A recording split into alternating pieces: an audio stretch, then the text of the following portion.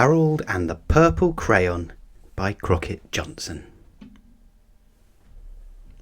One evening, after thinking it over for some time, Harold decided to go for a walk in the moonlight.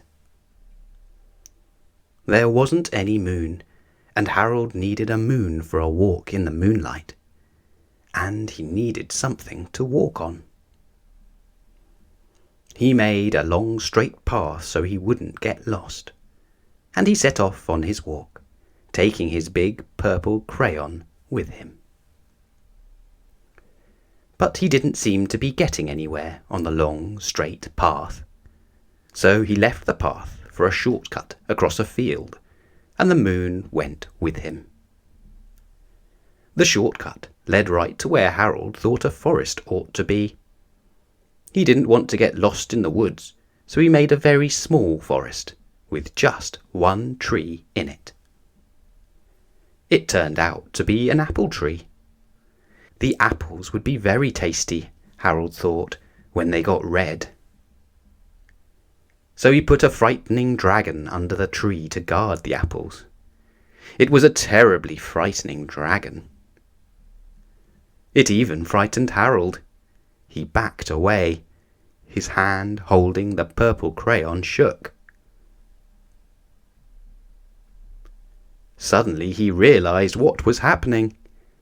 But by then Harold was over his head in an ocean. He came up thinking fast, and in no time he was climbing aboard a trim little boat.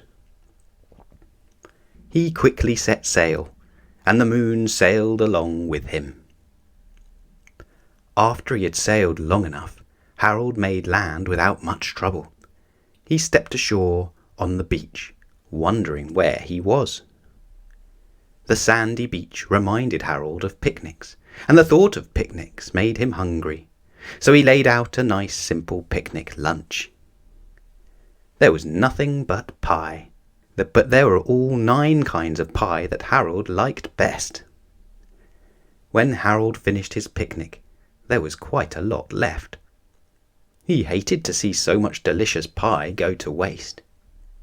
So Harold left a very hungry moose and a deserving porcupine to finish it up, and off he went, looking for a hill to climb to see where he was. Harold knew that the higher up he went, the further he could see, so he decided to make the hill into a mountain. If he went high enough, he thought, he could see the window of his bedroom. He was tired, and he felt he ought to be getting to bed. He hoped he could see his bedroom window from the top of the mountain. But as he looked down over the other side, he slipped, and there wasn't any other side of the mountain. He was falling in thin air. But luckily he kept his wits and his purple crayon. He made a balloon and he grabbed onto it. And he made a basket under the balloon big enough to stand in. He had a fine view from the balloon, but he couldn't see his window. He couldn't even see a house. So he made a house with windows, and he landed the balloon on the grass in the front yard. None of the windows was his window. He tried to think where his window ought to be.